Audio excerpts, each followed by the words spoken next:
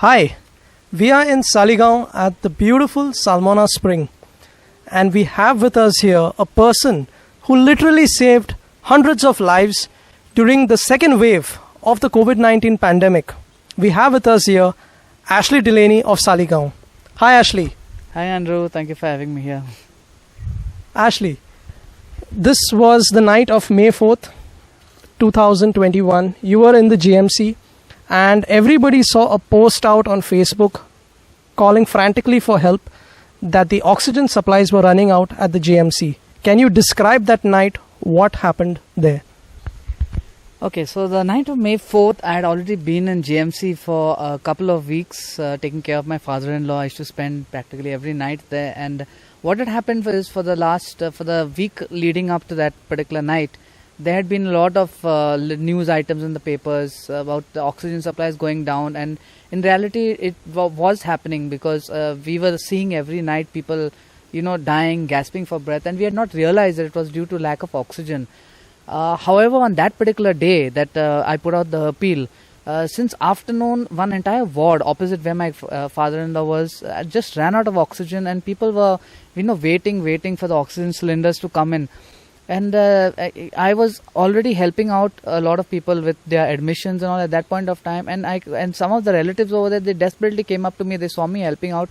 They came up there and said, "Baba, can you help out in helping us get an oxygen cylinder?"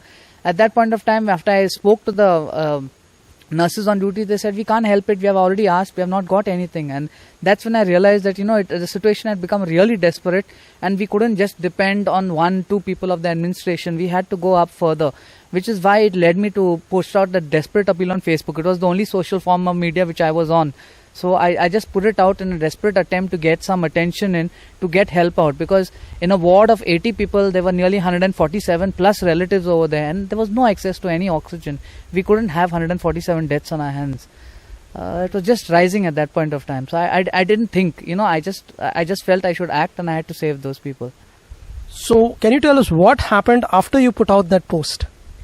After I put out that post, I think within about 5 minutes, my phone started ringing non-stop, and not, considering that there was no proper range over there, I literally had to talk and repeat the same story to numerous amount of people, everybody calling to find out how they could help. Some well-wisher says, "Okay, fine, we will try to call up this person, that person." Ultimately, I got news reporters calling me up, telling me, "Okay, there is some action happening.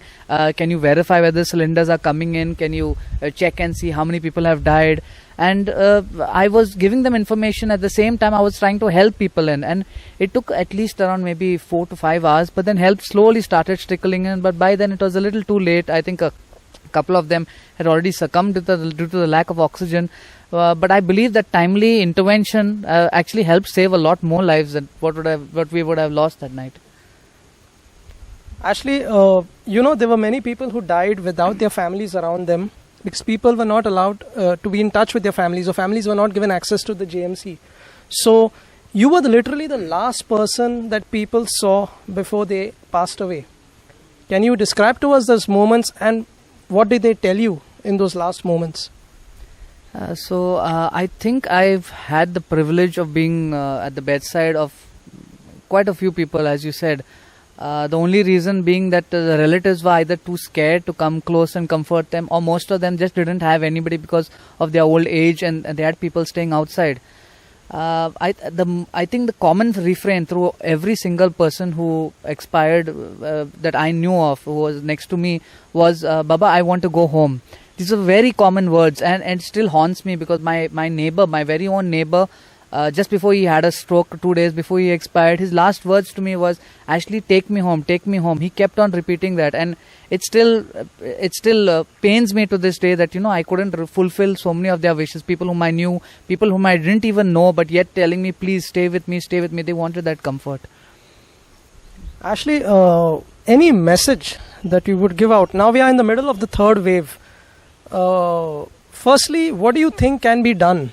Anything that we can do to improve our infrastructure, medical infrastructure, what do you think is required? I think the major challenge that can be done to improve the medical infrastructure, at least in the GMC, is to put in an IT backbone that we have. I mean, I think GMC being the largest hospital in the state, sadly is also the only hospital where there isn't enough computer backing. So at no point of time, I think the biggest problem during the second wave was at no point of time the authorities actually knew how many people were in a ward, because there was no system. Everything was written in paper and there was no proper system of check-in, check-out, how many people were actually getting in and out of the system. So that was the biggest problem, and I think that we can overcome it by putting in an IT infrastructure in GMC. That being said, I think the best thing people can do right now, even in the third wave, or and at any point of time, not just for COVID, is to come forward and help others, because we have to realize that the service that we are doing to others is the rent we are paying to survive on this planet at the end of the day. So we have to come forward and help. We can't just sit back, say, okay, it's happening to them, it's not happening to me, it's not my problem. We have to come forward. Right. Any message to the people out there who are watching this video? Well, the simplest message I can say is smile. You never know when you can be the helping hand to somebody in need, and you need to be there, that person, because you might be that little prayer that they might have made to God. You might be the answer to the prayer. So come forward and help. Thank you so much, Ashley. You have been a blessing to humanity, and thank you for all that you've been doing for the people. Thank you, Andrew. Thank you.